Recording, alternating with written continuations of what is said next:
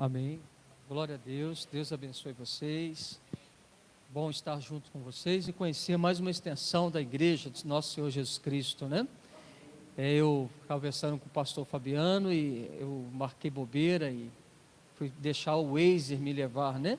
Só que ele me levou lá para o Surubi, é isso? Surubi, né? Bairro Surubi. Me levou lá para o bairro Surubi e graças a Deus que a gente conseguiu contornar e estar aqui com vocês, né? Sou o pastor Cadu. A gente pastoreia a igreja metodista ali de Muriaé já há 13 anos. E ali está o Paulo, né? Meu sósia, né? Dizem que é meu irmão em Cristo, né?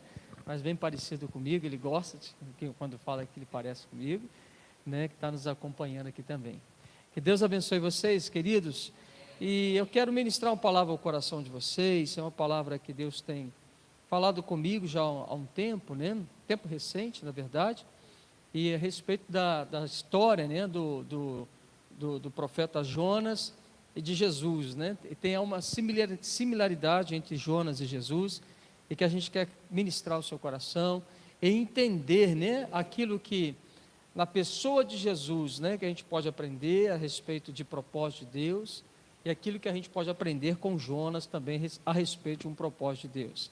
Então, o primeiro texto que eu quero que você abra, por favor, você vai abrir lá no profeta Jonas, tá? Primeiro capítulo mesmo de Jonas, e depois nós vamos olhar para Marcos, no capítulo 4 de Marcos, a história de Jesus no barco. Jonas e Jesus estão dentro de um barco, né? E vamos dar uma olhadinha, vamos ver o que o Espírito Santo de Deus vai ministrar para a gente. Se você achou, só você fala assim, glória a Deus, aí eu inicio a leitura aqui, tá bom? Então, Jonas, capítulo 1 de Jonas. Você encontrou, você fala assim, glória a Deus. Amém. A palavra do Senhor veio a Jonas, filho de Amitai, com esta ordem: vá depressa à grande cidade de Nínive e prega contra ela, porque a sua maldade subiu até a minha presença.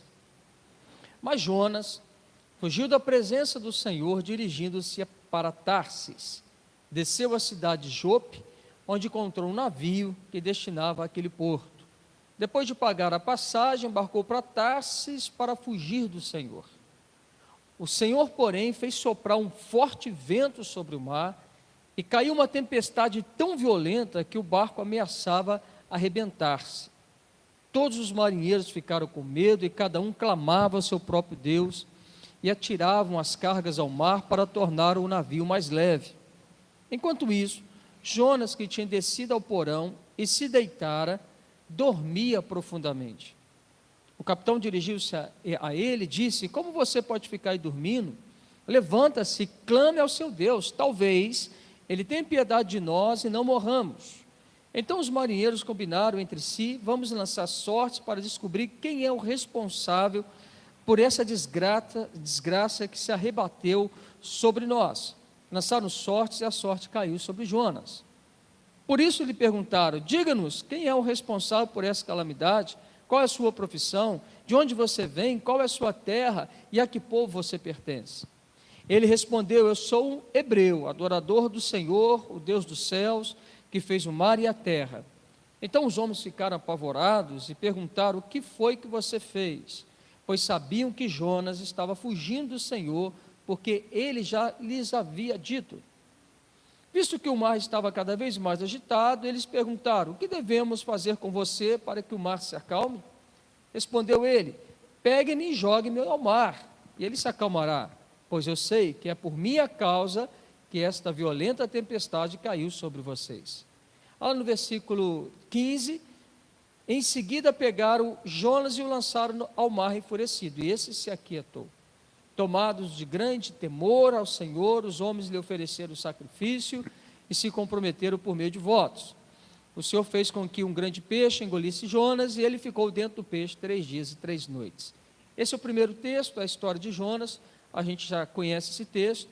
E agora, por favor, lá em Marcos, no capítulo 4, nós vamos olhar Jesus então agora, e diz assim: naquele dia, sendo já tarde, disse-lhe Jesus: passemos para outra margem. E eles, despedindo a multidão, levaram, assim como estava no barco, e outros barcos o seguiam.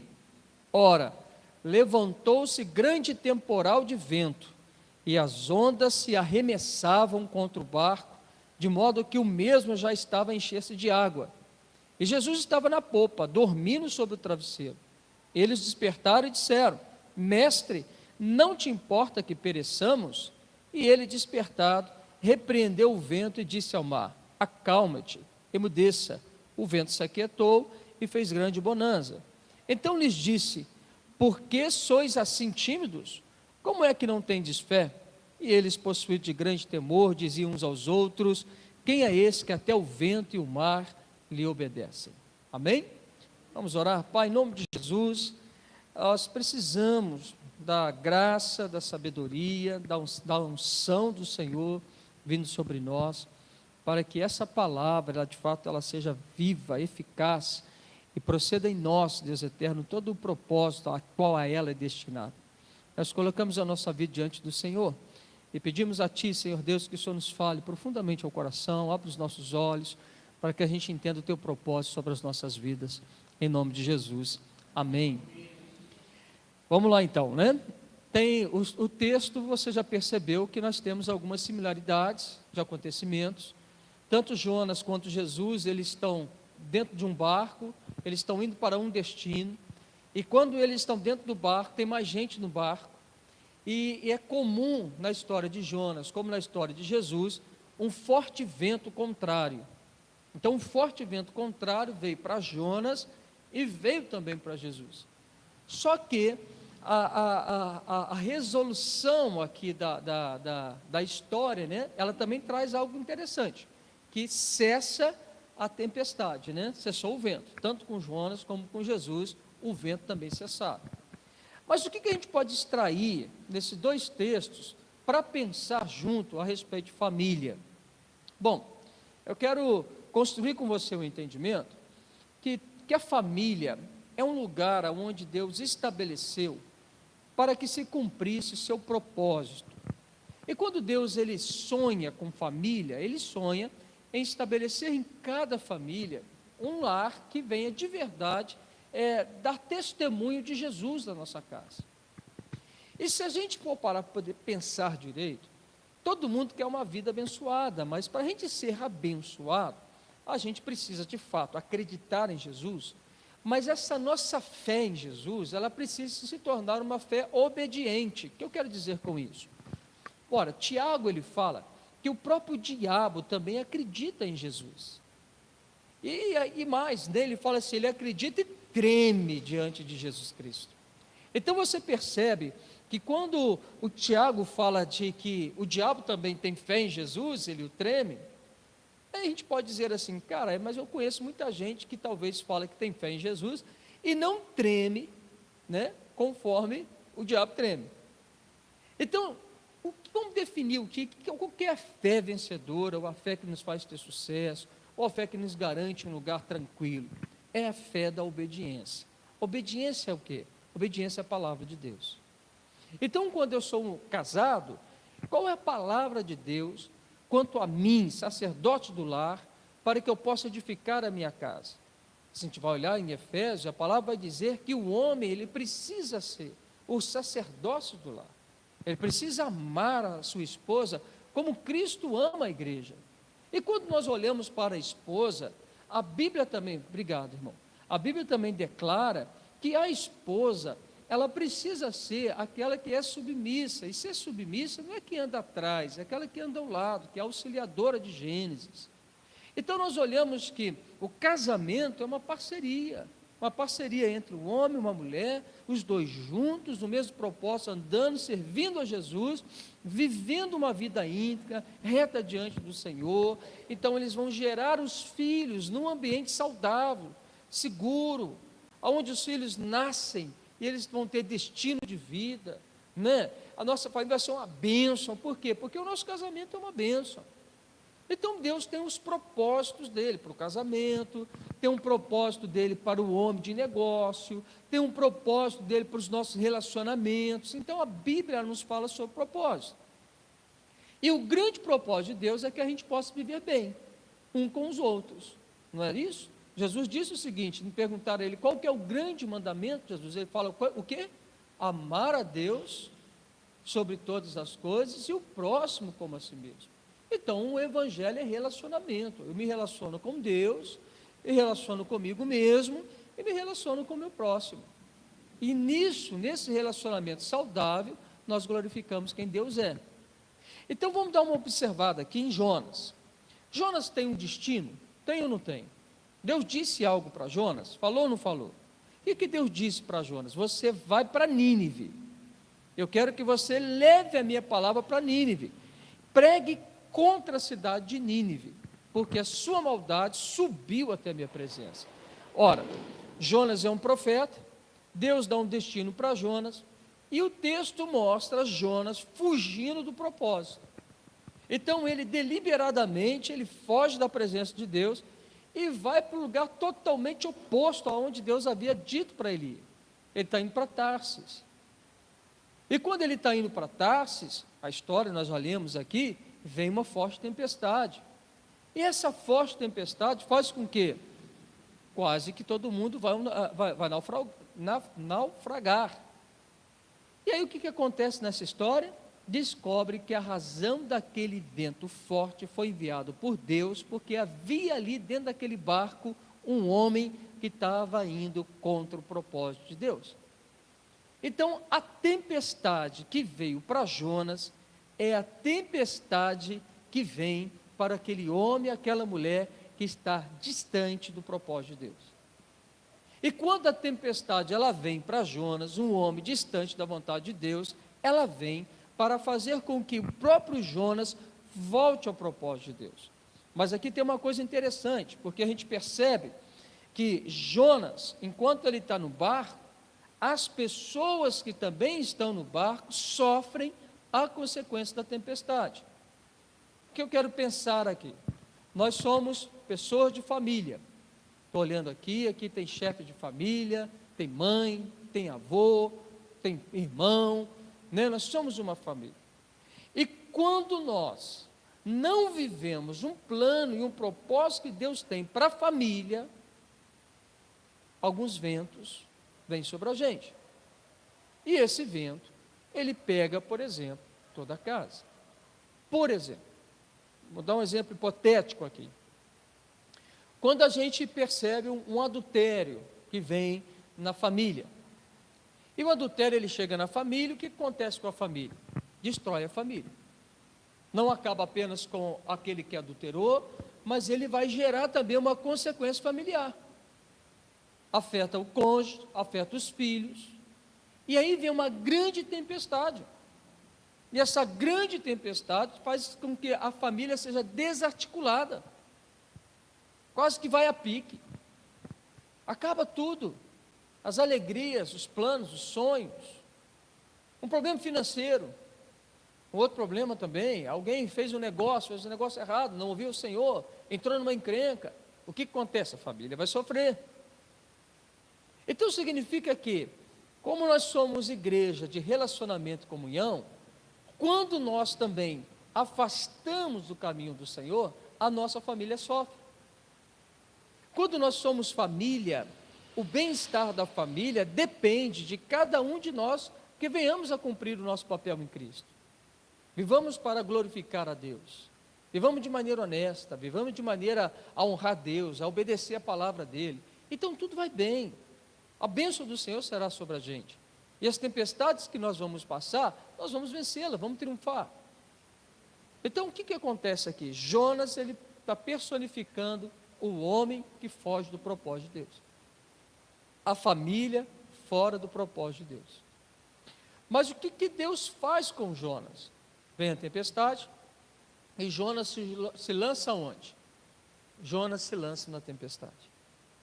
Então, a primeira questão que a gente tem que pensar para sair de uma tempestade, entra dentro dela, não foge da tempestade.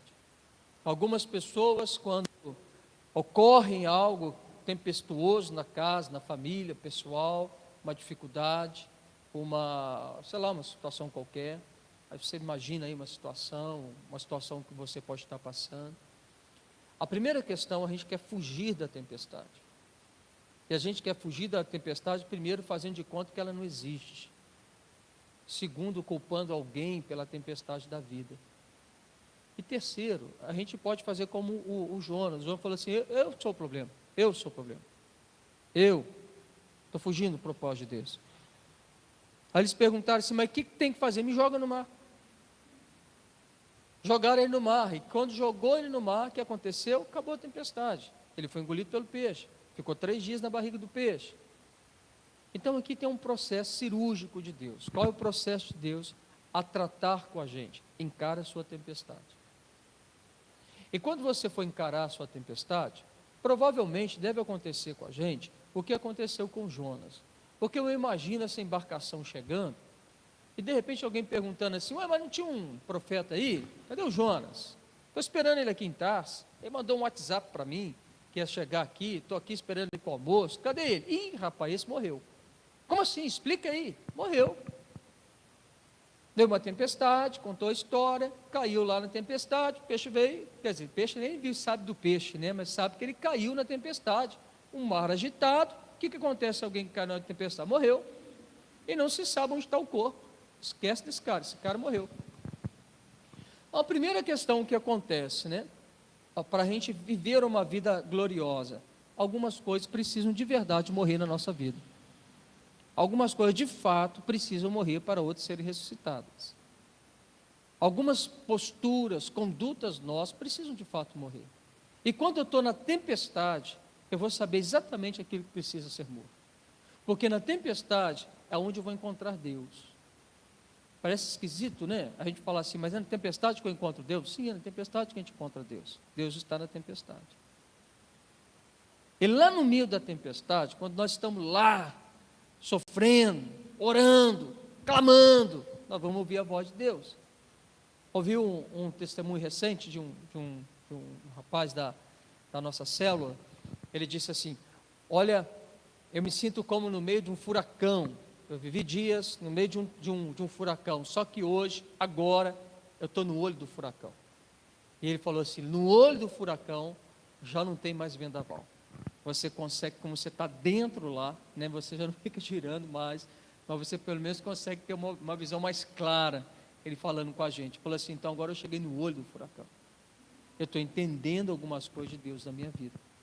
Então, às vezes, nós somos pegos assim, nós somos pegos por um grande vendaval, tempestade forte, a gente quer fugir, mas não, encara a sua tempestade, vai para dentro, busca Deus, e Deus vai falar com você. E quando Deus falar com você, o que Deus vai falar com você? O que Ele já tinha falado antes. O que Ele tinha falado antes? Ele falou assim: vai para Nínive. E quando então o Jonas, lá dentro da barriga do peixe, ele se arrepende, Deus manda o peixe cuspir ele na beirada da praia, lá em Nínive, para ele cumprir a missão. Deus tem um destino, Deus tem um propósito. Então ele fala assim: Jonas, eu não abri mão do propósito.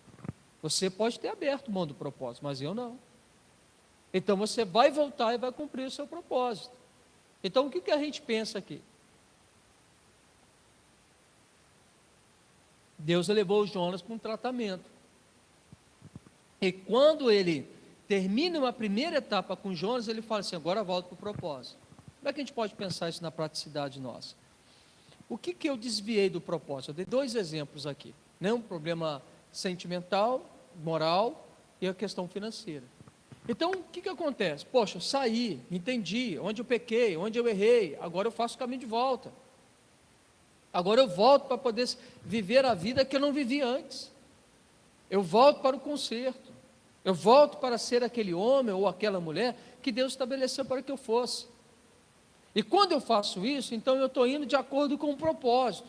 E mesmo indo de acordo com o propósito, a gente precisa observar algumas outras coisas em Jonas. Porque Jonas, mesmo indo lá em Nínive, mas ele ainda vai a contragosto. Ele não vai querendo ir.